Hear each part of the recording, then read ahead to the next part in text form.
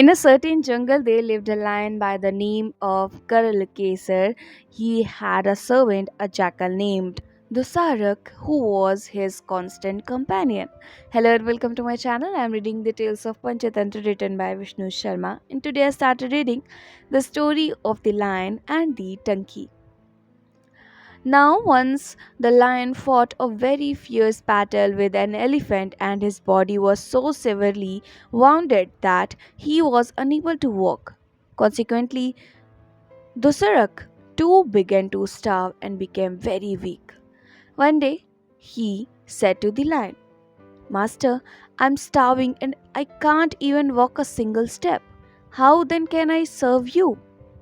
The lion said, Well, my friend, go and search for an animal that I can kill even in my present condition. So the jackal started on a search and arrived at a nearby village.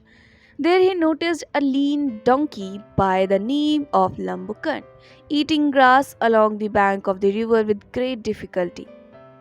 The jackal approached the donkey and said, Uncle, greetings. I'm seeing you after a long time. Tell me, why have you become so thin? He replied, Nephew, what can I tell you? The cruel washerman, my master, tortures me with heavy burdens and never gives me so much as a handful of clean grass. So I have to eat this grass mixed with dust. How then would my body be fat? The jackal replied, Uncle, if that's the case, then I know a very pleasant place where the grass is as green as emerald. Come along with me, and you can stay there. We will pass our days happily other moral to- telling each other moral stories and talking about philosophy. The donkey said, Nephew, how now how nice of you to say so, but we villagers are easily killed by jungle animals. So, what good would such a spot be to me? The jackal said, Uncle, please don't talk like that. The, that part of the country is well protected by my powerful claws. No other animal dare enter there. For the very same reason, because they were being tortured by their masters. Three she donkeys are lived in there too. They are young and well fed. They said to me, If you are really our uncle, please find us some suitable husband in one of the villages. That's why I'm taking you there. When the donkey heard the jackal's word, he was fired with lust and said, Well, if that's the case, you go ahead and I'll follow you. It's true what they say. If desire arises in a man's heart merely by hearing a woman mentioned, it would indeed be astonished if he did not feel passionate when he actually saw her.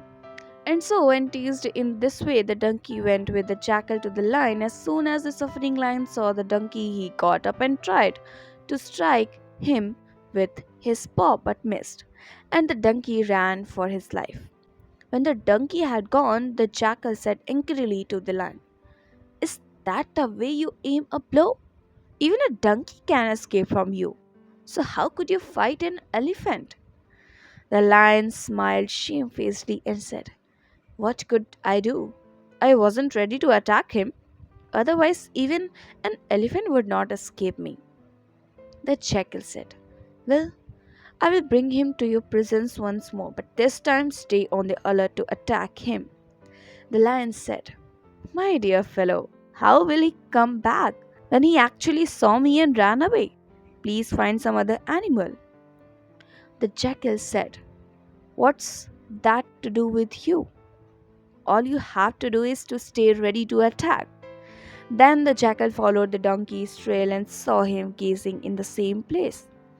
When the donkey saw the jackal, he cried, Nephew, you took me to a really nice place. I nearly fell into the jaws of death.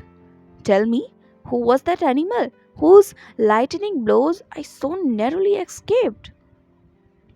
Then the jackal said with a smile, Uncle, it was a female donkey who wanted to embrace you when She saw you, but you, like a coward, ran away.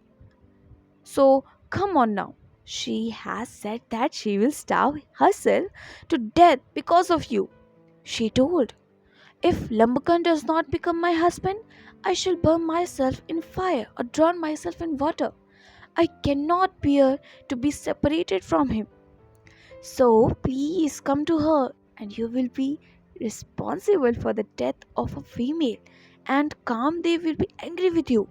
For they say, fools who, for the sake of useless and imaginary ideas of heavenly comforts, give up charming women who would bring them all happiness, arouse the anger of Kamdev. They turn into insects, get their heads shaved clean, walk about naked, wear saffron robes, grow their hair long, and carry skulls in their hands. The donkey was once again coaxed into going with the jackal. This time the lion was lying in wait for him and the donkey was killed. Afterwards, the lion asked the jackal to guard the donkey and went to the river to take a bath. The jackal could not control his hunger and ate up the donkey's heart and ears. When the lion returned from taking his bath and worshipping the gods and his forefathers, he found that the donkey's heart and the ears were missing. He turned on the jackal angrily and said, "You villain! What have you done? You have polluted my food by eating his heart and ears." The jackal said, "Please, master, don't speak to me like that. This donkey had no heart or ears. Otherwise, how would he have come back after once seeing you?" The lion believed him. He had his fill of the donkey and left the rest to the jackal. The monkey continued, "And so that's why I said." He came, then ran away when he saw the paws of the lion. But fool that he was, without heart or ears, he came back once again and was killed. The monkey went on, "And you too are a fool. You were out to deceive me, but you spoiled the whole affair by talking. It's true what they say. A hypocrite with little intelligence, who, forgetting his own interests, speaks the truth, will never succeed in achieving his objectives, just like Yudhishthir, the potter." The crocodile asked, "How was that?" And the monkey told. But I'll tell you in my next video. Till then, keep listening beautiful stories and keep smiling.